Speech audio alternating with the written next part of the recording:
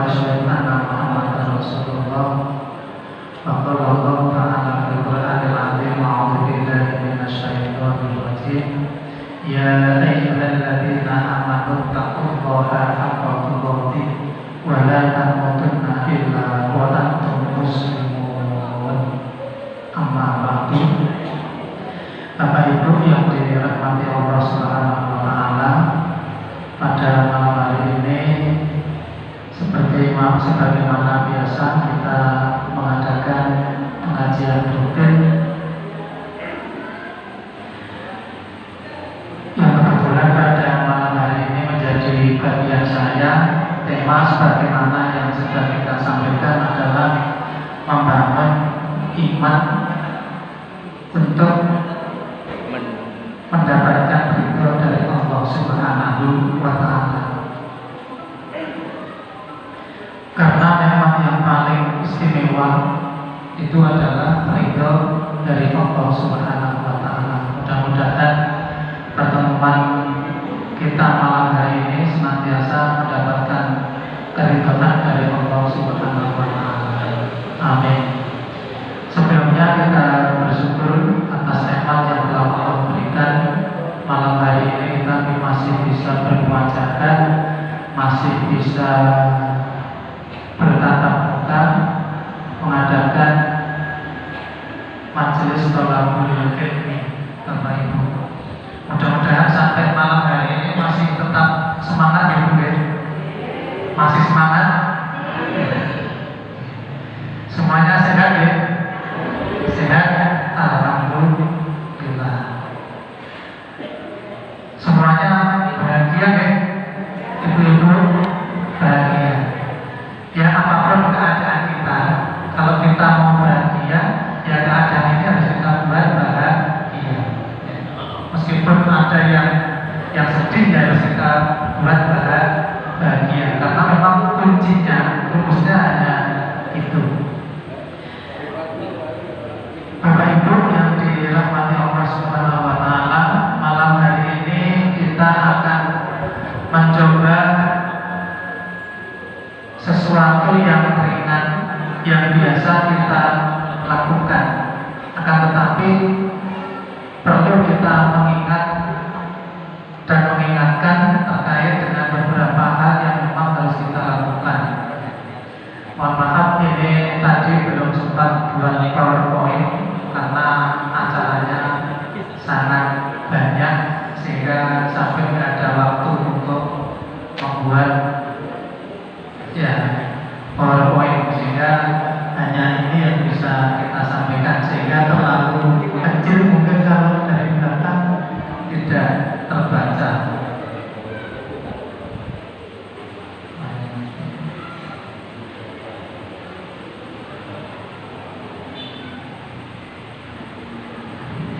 Baik Bapak Ibu, yang pertama terkait dengan keutamaan berwudu dari rumah.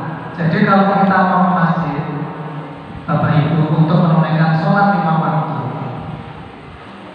secara sunnah yang dituntutkan oleh Rasulullah SAW itu berwudu dari rumah.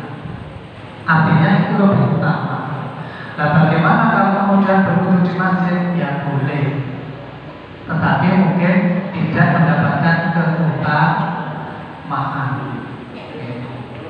Itu yang pertama. Jadi sunnah Rasulullah SAW ketika kita mau menunaikan sholat 5 waktu berjamaah, maka disediakan berwudu dari rumah. Hadis dari Utsman bin Affan radhiyallahu anhu, Nabi sallallahu alaihi wasallam bersabda, "Man tawadda'a lis-sholati fa asbagha al-wudu'a tsumma masha ila sholatil maktubah fa sholaha ma'an nas aw ma'al jama'ati aw fil masjidi ghafarallahu lahu dzunuban." Siapa yang berwudu untuk sholat dan dia sempurnakan wudunya, kemudian dia menuju masjid untuk sholat fardu, lalu dia ikut sholat berjamaah atau sholat di masjid, maka Allah mengampuni dosa-dosanya. Hadis riwayat Muslim. Jadi ini salah satu keutamaan daripada ketika kita menyempurnakan wudhu kita di rumah, kemudian pergi ke masjid untuk menunaikan sholat berjamaah. Maka Allah mengampuni dosa-dosa kita. Ini Bapak Ibu. Jadi kalau masih ada di antara kita yang terbiasa wudhu di masjid, maka disediakan kalau kita ingin mengikuti sunnah Nabi kita, itu adalah kita telah berwudhu dan menyempurnakan wudhu kita, kemudian kita berjalan ke masjid untuk sholat berjamaah,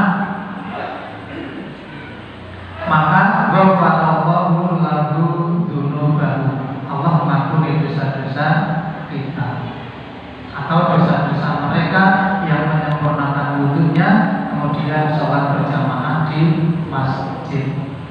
Siapa yang tidak mau diampuni dosanya?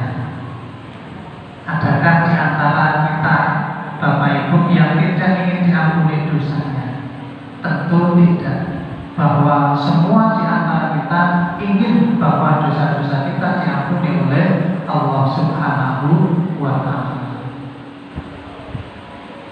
Di antara salah satu bukti adalah bahwa kita senantiasa beristighfar setelah kita menunaikan sholat 5 waktu ataupun sholat-sholat yang lain. Pasti kita akan membaca astagfirullahaladzim atau astagfirullah. Artinya apa? Artinya bahwa setiap kita pasti punya dosa dan keinginan kita adalah diampuni dosa-dosa kita. Maka di antara salah satu sarana penghilang dosa adalah ketika kita berwudhu dan menyempurnakan wudhu kita, kemudian kita berjalan untuk menunaikan sholat jamaah di masjid atau di musola, ya sama. Karena musola dengan masjid itu sama. Kalau musola itu maka menulis sholat, kalau masjid itu maka menulis sujud. Tempat sholat dan tempat sujud. Tempat sujud dinamakan masjid, tempat sholat dinamakan musola. Maka Allah ampuni dosa-dosa kita. Mudah-mudahan kita bisa mengikuti sunnah yang dituntunkan oleh Rasulullah SAW.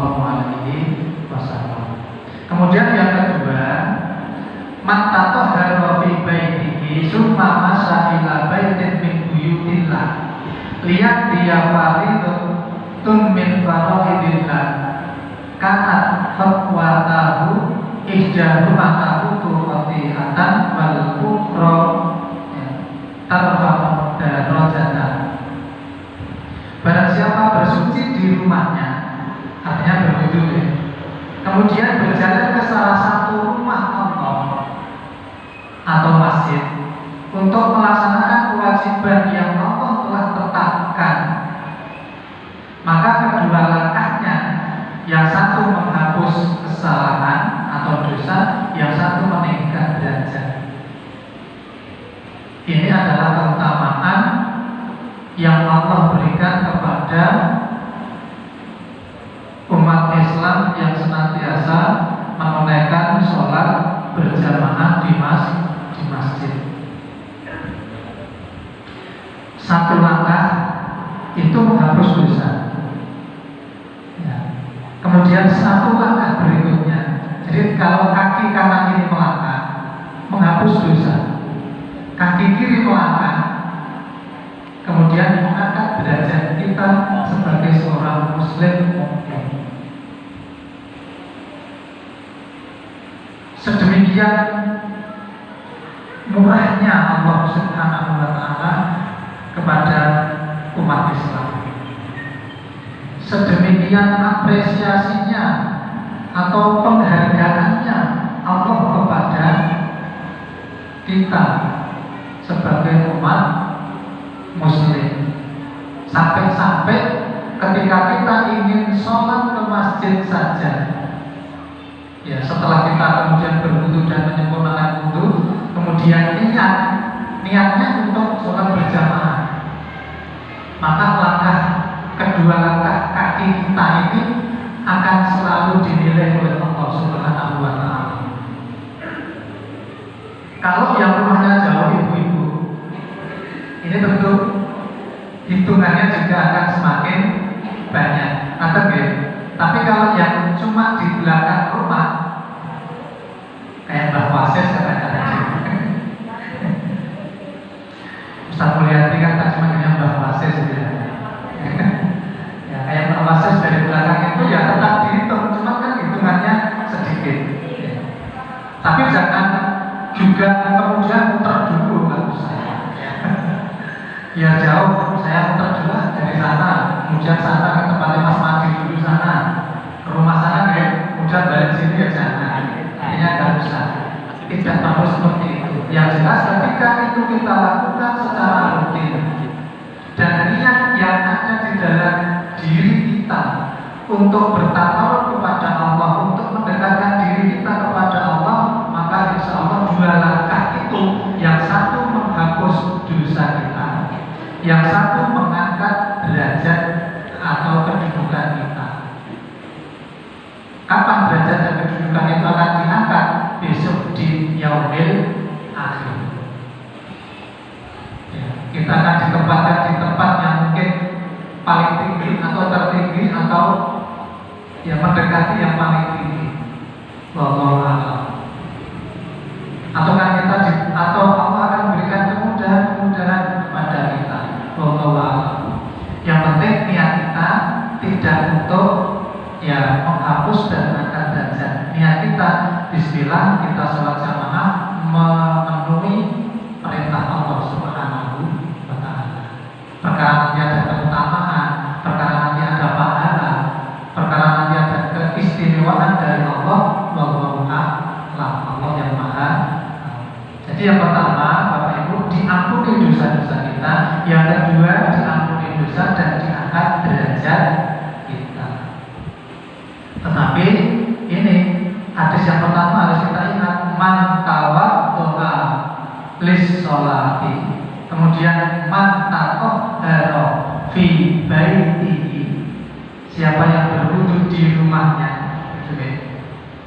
Man tatahhara fi baitihi, barang siapa berwudu di rumahnya, summa masa, kemudian berjalan ila baitin min buyutillah, dari di antara rumah-rumah Allah, lihat dia fardhatan min fardhibillah, untuk menunaikan sholat lima waktu tadi itu, maka Allah akan menghitung dua langkahnya. Sampai ya, dua hadis ini yang biasa kita lakukan, tetapi perlu tampaknya pemantapan. Wudu adalah amalan yang ringan, tapi pengaruhnya luar biasa. Selain menghapuskan dosa kecil, wudu juga mengangkat derajat seseorang di dalam surga. Kemudian hadis yang ketiga, an Abi Hurairah anna Rasulullah sallallahu alaihi wasallam qala, ala adullukum ala ma yaqullahu bihi al-khotoya wa yarfa'u bihi ad-darajat.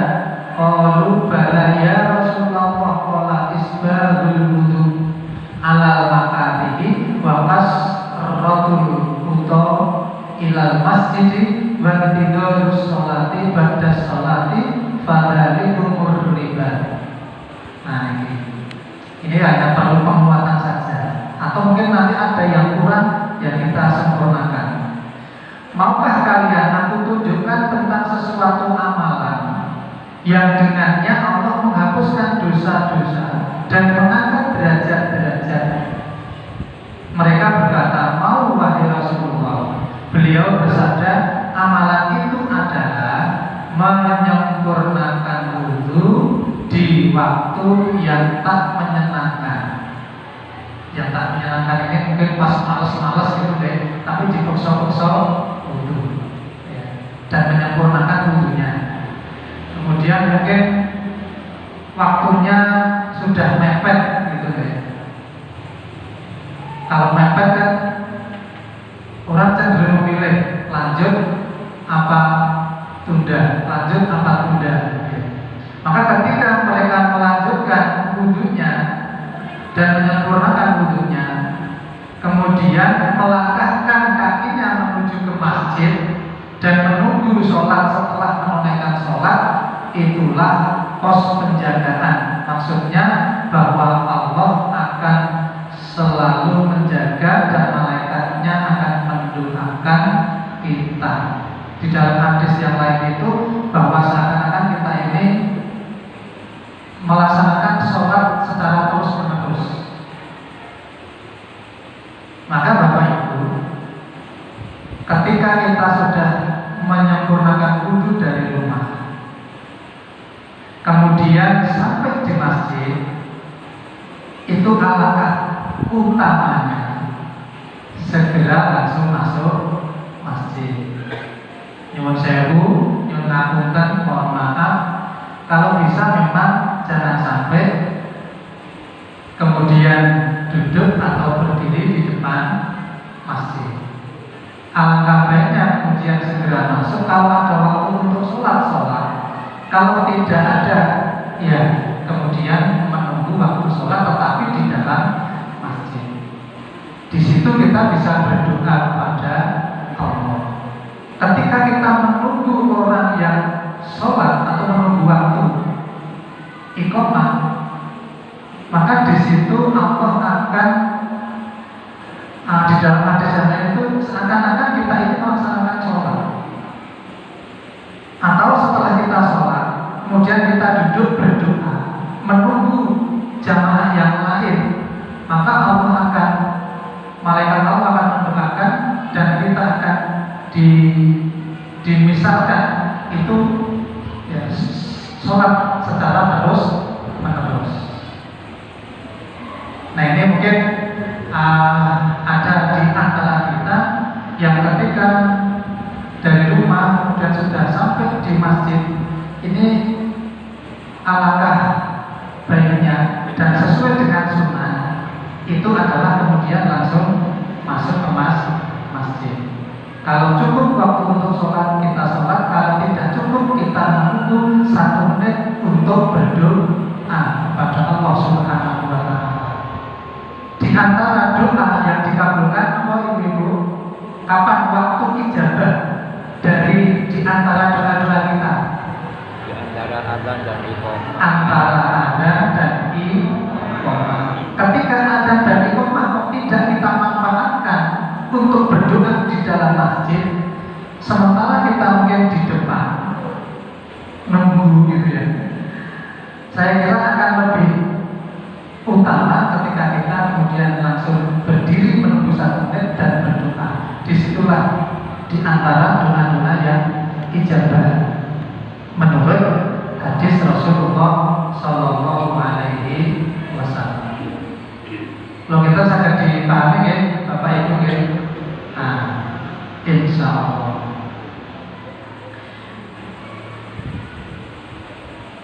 Nah kemudian merapatkan dan meluruskan shaf. Mungkin pertama kita bagaimana cara membuat shaf. Ini masih saya melihat dan kami harapkan nanti ada yang mengingatkan Bapak Ibu. Jadi ketika banyak jamaah yang datang dari pintu selatan, ini selatan sudah penuh, tetapi utara baru separuh. Karena memang banyak yang dari selatan.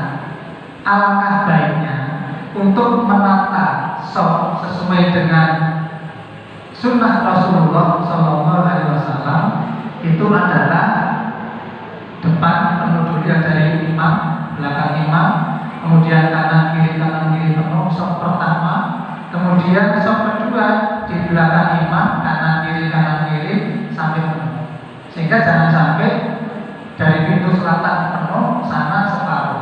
Atau sebaliknya, yang dari pintu utara itu penuh, sini separuh. Maka kalau bisa Bapak Ibu untuk mengingatkan, Mungkin kalau yang ibu-ibu yang paling depan itu, Mas, itu yang utara masih kosong. Kalau bisa geser ke utara umpamanya ya, umpamanya. Tapi kalau bapak-bapak yang di sampingnya ini bisa paham, lebih baik bapak-bapak yang mengingatkan. Mas geser sana, atau ya kita sendiri langsung geser ke sana. Maka saya kalau datang ke masjid kemudian masbuk, datang ke Bapak Ibu masbuk itu, maka saya melihat ini kira-kira berat yang kanan atau berat yang kiri. Kalau berat yang kanan saya ke kiri, kalau berat yang kiri saya ke kanan. Artinya untuk mencari keseimbangan. Nah, Bapak Ibu ya. Nah itu. Jadi jangan sampai berat sebelah ke kiri karena banyak jamaah dari selatan, sementara sana kosong. Nah kalau ini ada yang tahu sebelum sholat ya, tapi ya sebelum sholat supaya bisa diingatkan. Sehingga apa kita Bapak Ibu bahwa dengan tambahnya pengertian kita, tambahnya keilmuan kita, ini memang harapannya ada sebuah perubahan. Enten kuah-kuahane gitu. Nah itu. Terus kemudian yang kedua, ketika menunaikan sholat qobliyah atau ba'diyah, khususnya ba'diyah, itu sesuai dengan hadis Rasulullah SAW supaya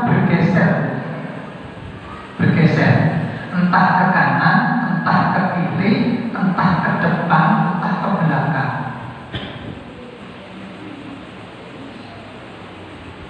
Artinya ya, supaya tidak mengganggu yang lain, atau supaya orang lain tidak melewati di depan kita ketika sholat, melewati atau lewat di depan orang yang sholat, itu dilarang. Jadi ketika kita sholat ba'diyah karena tidak teratur atau karena belum tahu bagaimana tuh caranya gitu ya, kemudian ada orang yang lewat di depan orang yang sholat, itu kan tidak boleh. Satu, maka orang yang sholat ba'diyah itu juga harus tahu caranya bagaimana menghindari supaya tidak dilewati orang. Maka tidak semestinya atau tidak seharusnya atau tidak ada kewajiban sholat di depan yang fardu ya, kemudian ke belakang untuk ba'diyahnya, itu tidak ada kewajiban. Justru nanti kalau semua ke belakang, yang dari depan itu bisa melewati orang yang sholat. Artinya kalau ketika kita sholat di sholat pertama Bapak Ibu ada longgar tempat, kita cukup geser ke kanan saja, lebih aman tidak dilewati orang. Karena kalau ke belakang itu cenderung nanti akan dilewati orang, apalagi sini ada jarak sana ada, jarak sana ada, jarak sana ada. Maka kalau Bapak Ibu sholat di masjid-masjid yang memperhatikan ini, itu kadang orang sholat di depannya dikasih tas supaya tidak dilewati tas itu, atau sampingnya ditutupi dengan tasnya dua, depan satu, samping satu, supaya tidak dilewati. Maka harapannya ketika kita sholat ba'diyah itu alangkah baiknya nyamping, kalau sudah di depan nyamping kanan atau nyamping kiri, sedikit saja nggak apa-apa. Ke belakang boleh, yang belakang supaya tidak dilewati ke depan, itu malah lebih bagus karena tidak mungkin sudah di sholat pertama kemudian akan dilewati. Jadi menghindari sholat ba'diyah itu di belakang, apalagi di sholat ketiga itu di sini ya. Nah, ini cenderung untuk dilewati kalau tidak tahu. Tetapi kalau tahu pasti dia akan mencari jalan di belakangnya. atau di pinggir Bapak Ibu, di pinggir. Ingin sholat ba'diyah supaya saya tidak dilewati orang, di pinggir sebelah kiri atau di pinggir sebelah kanan, atau kalau sudah penuh di sampingnya. Jadi jangan cenderung di tengah ya. Ini karena kita sering melihat dan itu sering dilewati orang. Karena orang itu juga bingung, ini saya melewati mana ini? Kok pada sholat di belakang semua? Yes. Karena mungkin setelah ada acara nekat gitu ya. Maka yang pertama dapat kita simpulkan bahwa melewati atau lewat di depan orang yang sholat ini adalah larangan. Maka termasuk anak kecil itu kalau bisa juga diingatkan saja. Tapi yang namanya anak kecil kan ya anak kecil gitu nih. Tetapi orang tuanya atau orang yang ada di sampingnya itu supaya mengingatkan. Jadi tangannya maju ke depan, di stop. Jadi kalau anak-anak ya diingatkan, syukur mau, kalau nggak mau ya wallahu a'lam. Tapi intinya kalau orang dewasa jangan melewati orang yang sedang sholat. Maka orang yang sholat pun itu harus tahu caranya menghindari supaya tidak dilewati orang. Maka ya Bapak Ibu, saya kira bisa dipahami. Itu yang biasa terjadi di kita. Merapatkan dan menuliskan sok aqimu suruh hadu bainal manaqib wasuddal khalal wala tadru furuja risayatin wa man wasala sofan wasala Allahu wa man qata'a sofan qata'a Allah. Jika artinya mau saya baca. Luruskan sof kalian, sejajarkanlah pundak-pundak kalian, tutuplah celah. Artinya ya diusahakan apa? Jangan kalian membiarkan ada celah untuk syaitan. Barang siapa yang menyambung sof, maka Allah akan menyambung hubungan dengannya. Dan barang siapa memutus sof, maka Allah akan memutuskan hubungan dengannya. Hadis riwayat Abu Dawud. Jadi pada hadis ini Bapak Ibu, kita diperintahkan untuk meluruskan sof dan juga merapatkan barisan. Itu ya. Jangan membuka celah untuk setan. Kalau kita menyambung sof, maka Allah akan menyambung hubungan dengannya. Artinya menyambung kita dengan Allah Subhanahu wa Ta'ala. Ketika kita memutus sof, maka Allah akan memutus hubungan dengannya. Ini salah satu contoh Bapak Ibu. Kalau saya pas sholat di Masjid Al-Barokah, itu kan ada cagar, ada tiang ya. Dan biasanya kalau tidak tahu itu disolati. Maka kalau saya datang, kok di situ ada yang kosong cuma di cagar itu, saya sholatnya di depan cagar, meskipun hanya setengah meter. Tetapi ketika nanti saya sujud, saya ke belakang, artinya mundur sedikit. Ya, untuk rukuk, untuk sujud saya mundur sedikit. Setelah nanti saya iktidal bangun lagi berdiri, saya maju lagi. Sehingga sholat itu apa? Meskipun ada tiang, kan masih bisa disiasati ya. Kalau tiang yang di Al-Barokah kan hanya kayu diameter berapa ya? 30 atau 25. Sehingga tidak saya putus dengan tiang itu untuk merapatkan sholat. Maka ini penting untuk bisa kita meluruskan dan merapatkan barisan, jangan membuat celah setan. Artinya ada jarak yang sekilan, mungkin rongilan, atau karena mungkin sajadahnya sangat lebar gitu. Nah ini monggo supaya bisa dirapatkan. Kemudian ini ada sawu subuh faku fa'inna tasbihata sof intamami sholat. Anas radhiyallahu berkata, Rasulullah bersabda, luruskanlah sof-sof kalian karena lurusnya sof termasuk kesempurnaan sholat. Monggo Bapak Ibu ini diperhatikan. Ya.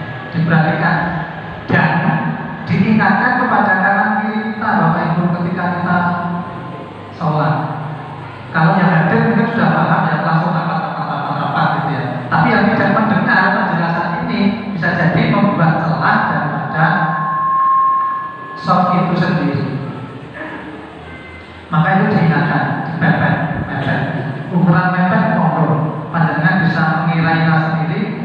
Kira-kira jangan sampai ada celah yang kemudian diistilahkan di situ celahnya setan. Kemudian yang ketiga bagi riwayatin di Bukhari fa'in atas di atas sufuf min iqamati sholat. Jadi min tamami sholat, fa'in atas di atas sofi min tamami sholat, dengan fa'in atas di atas sufufi min iqamati sholat. Dalam riwayat Bukhari disebutkan karena lurusnya sholat termasuk mendirikan sholat. Artinya sangat penting. Apa ya Bapak Ibu, sangat penting. Ini yang hadis-hadis yang mensunahkan lurusnya dan rapatnya barisan. Kalau yang mewajibkan ini dari sisi lain Ibnu Hazm, Imam Bukhari, Ibnu Taimiyah dan As-Syaukani berpendapat hukum meluruskan shaf dalam sholat hukumnya wajib. Ini untuk Ibnu Hazm, Imam Bukhari, Taimiyah, Musa'ani dan lain-lain. Dalil karena yang mewajibkan adalah berdasarkan riwayat Nu'man bin Bashir. La tusawunna sufufakum aw la yuqallibunna Allahu baina wujuhikum. Hendaklah kalian meluruskan shaf kalian, atau tidak Allah akan membuat wajah kalian berselisih. Jadi ini ancaman. Ketika kita tidak memperhatikan, tidak mengikuti petunjuk terkait dengan pelurusan dan perapatan shaf, maka Allah mengancam dengan ini, membuat wajah kalian berselisih. Artinya kita berselisih dengan saudara kita, berselisih dengan tetangga kita, berselisih dengan teman kita. Artinya itu ancaman ketika kita tidak mau merapatkan dan meluruskan barisan. Kemudian bagi riwayat dari Bukhari, wakana ahaduna yulziku mankibahu bimankibi sahibihi wa qadamahu bi qadamihi. Imam Nawawi radhiyallahu juga berkata, tidak lurusnya shaf akan menimbulkan permusuhan dan kebencian. Artinya ini ancaman serta membuat hati kita berselisih. Tidak lurusnya shaf artinya kita harus meluruskan shaf. Kalau kita meluruskan shaf, maka yang ada adalah kebaikan dan kebaikan. Tetapi ketika kita tidak memperhatikan lurus dan rapatnya shaf, maka bisa menimbulkan permusuhan, bisa menimbulkan kebencian, dan bisa menimbulkan perselisihan. Kalau hadis di atas adalah Allah akan membuat wajah kalian berselisih. Maka harapannya Bapak Ibu bahwa apa yang kita laksanakan dari waktu ke waktu ini betul-betul bisa kita laksanakan. Saya kira untuk malam ini cukup dulu Bapak Ibu. Kalau yang inti ini masih banyak ya. Tadi ada 7 masjid, ada kurang lebih 11 ya. Kalau saya lanjutkan nanti tidak kemalaman. Oleh karena itu ini baru muqaddimah saja untuk menegaskan kembali bahwa di dalam kita melaksanakan sholat jamaah itu ternyata ada hal-hal yang perlu diperhatikan. Di antaranya berwudu dari rumah. Di dalam berwudu itu diusahakan untuk menyempurnakan, artinya bagus sesuai dengan aturan yang ada. Kemudian setibanya di masjid, bismillah, Allahumma ftahli abwaba rahmatik kanan, kaki kanan. Kemudian kalau cukup untuk sholat, tapi juga jangan ada niat nasar atau gitu, kurang 1 menit sholat, ya kurang 1 menit sholat. Tetapi sebenarnya juga nggak apa-apa ibu-ibu, bapak-ibu. Nah ini mungkin perlu saya sampaikan juga. Ini mungkin yang penting. Ketika sudah waktu sholat, kok masih ada yang sholat, kemudian muadzin langsung iqomah, boleh, nggak apa-apa. Bagaimana yang sholat tinggalkan? Yang benar itu Bapak Ibu. Jadi kalau kurang 1 menit, umpamanya ada orang yang apa, ibadahnya apa gitu ya, karena dia tahu ilmunya, kurang 1 menit dia tetap sholat, karena perintahnya memang untuk masuk sholat gitu ya. Nah, ketika jamnya sudah habis, muadzin langsung iqomah, yang sholat membatalkan. Baru dapat 1/4, dapat separuh, dapat 1/5, batalkan. Itu sudah dinilai oleh Allah sebagai sholat yang diniatkan. Jadi tidak usah ditunggu. Jadi muadzin itu nggak perlu menunggu orang yang sedang sholat kalau memang waktunya sudah disepakati. Kata Bapak Ibu ya. Dan tidak usah bingung, masih sholat kok diadani, dikomati gitu ya. Masih sholat kok dikomati, nggak apa-apa. Yang muadzin tetap iqomah, yang sholat membatalkan, nggak apa-apa. Dan memang tuntunannya seperti itu Bapak Ibu. Cuman kadang-kadang kenapa kalau kita kurang 1 menit lebih baik menunggu ya daripada nanti ribut.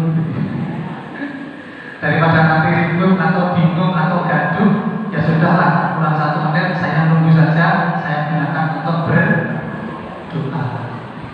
Mungkin itu Bapak Ibu yang bisa kami sampaikan. Kurang dan lebihnya mohon maaf. Insya Allah pada pertemuan yang akan datang akan kita sampaikan